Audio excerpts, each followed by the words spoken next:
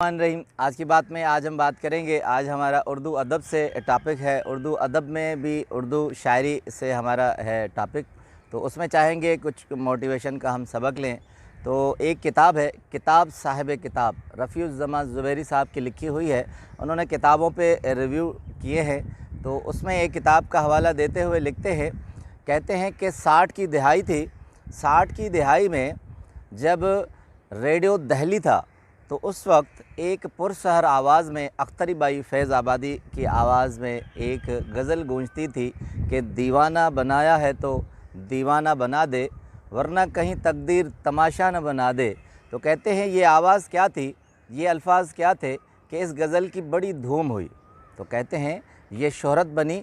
उसके बाद एक दूसरी गज़ल आई, वो नैर नूर ने गाई, और उस गज़ल के अल्फाज ऐसे थे कि हर कोना इस आवाज़ से गूंज उठा और वो बहुत ही मकबूलियत का बायस बनी कि ए जज्बा दिल गर मैं चाहूँ हर चीज़ मुकाबिल आ जाए, मंजिल के लिए 2 गाम चलूँ तो सामने मंजिल आ जाए, ए दिल की खलिश चल यूँ ही सही, चलता तो हूँ उनकी महफ़िल में, उस वक्त मुझे चौंका देना जब वजद पे महफ़िल आ जाए। तो ये अल्फाज थे बहज़ाद लखनवी के। तरन्नुम में कुछ बदल से गए तो लिखात में ऐसे हैं। तो कहते हैं बहज़ाद लखनवी साहब अपने दौर के इतने अहम पुरसोस शायर थे कि उनकी आवाज़ जो भी गाता था उनकी गज़ल की आवाज़ में वो भी मकबूल होता था, और बहज़ाद लखनवी के अल्फाज ऐसे थे कि वो भी गूंज उठते थे। उसके बाद कहते हैं कि उन पे एक सहर एक कैफ़ियत ऐसी तारी आई कि वो मिद्दत सुल्तान मदीना के लिए ज़ुबैरी साहब कहते हैं कि वो रिज़र्व हो गए, उनके लिए वक्फ़ हो गए। उसके बाद उन्होंने सिवाय नात और हमद के कुछ भी नहीं लिखा।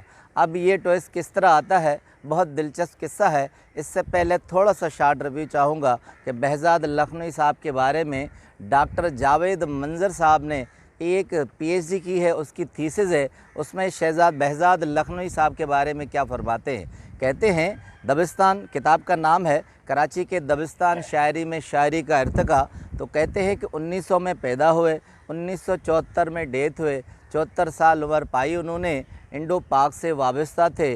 जब 1936 में रेडियो का ऑल इंडिया रेडियो का क़याम हुआ तो उससे मुंसलिक हो गए। उसके बाद 1942 में वो मुंसलिक हो गए फ़िल्म इंडस्ट्री से, और वहाँ फ़िल्मी गीत भी लिखे, मगर उनकी तबीयत कुछ ऐसी थी कि वहाँ से भी वो चल पड़े। उसके बाद कहते हैं मुसलसल रेडियो से वाबस्ता रहे, मगर रेडियो में वाबस्ता होने के बाद वो सिर्फ मद्दा सराई से निकलने के बाद, अपने पुरसहर अल्फाज से निकलने के बाद वो कुछ ऐसी कैफ़ियत में मुब्तला हो गए कि सिर्फ मदीना के सिवा उन्हें कुछ नज़र नहीं आता था, और हर वक्त वो जो नातें लिखते थे वो मदीना के शहर में लिखते थे।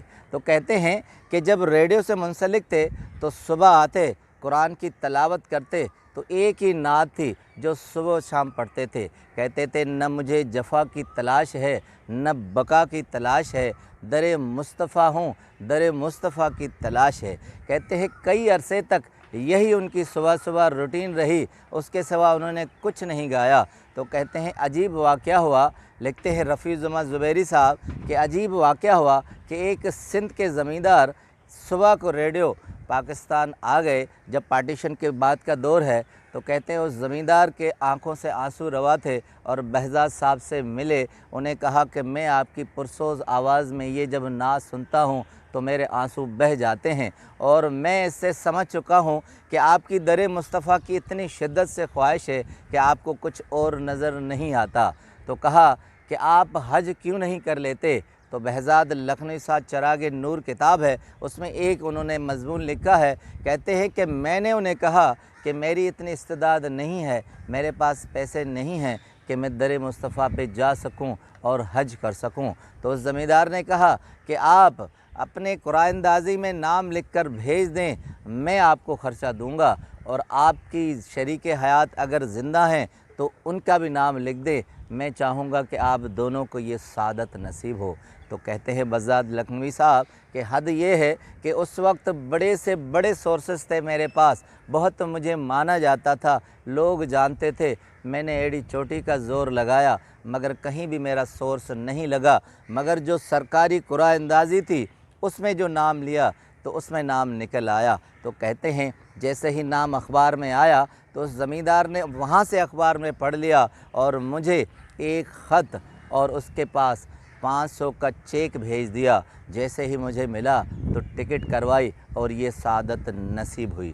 अब आते हैं उस पहलू पे कि इससे हमें क्या सबक मिलता है कि जब आदमी के अंदर जुस्तजू हो तो वो मुसलसल जुस्तजू एक जुस्तजू के बाद कामयाबी की तरफ दौड़ती है और कोई बैद नहीं होती कि आप मुसलसल किसी जुस्तजू में लगे रहें और आपको हासिलात न मिले, आपको आउटपुट न मिले, आपको कामयाबी न मिले। तो बहज़ाद लखनवी साहब मद्दह सुल्तान मदीना में कहते हैं मिद्दत में क्यों हो गए कि उन्होंने एक जुस्तजू की थी। उसके बाद जब हज करके आए तो उन्होंने कहा कि मैं सिर्फ़ दरे मुस्तफ़ा के लिए वक्फ़ हूँ, अब मैं कोई और शायरी नहीं कर सकता। ये जुस्तजू, ये लगन और उसके बाद जो हज करने की हासिलात थी, एक अजीब ज़रिया बने वो ज़मींदार। तो ज़िंदगी में इंसान अगर किसी के लिए मुसलसल अपने लिए जुस्तजू करता रहे या किसी चीज़ के लिए करता रहे तो कोई भी शक नहीं है कि उसे हासिलात न मिले। आपका बहुत बहुत शुक्रिया।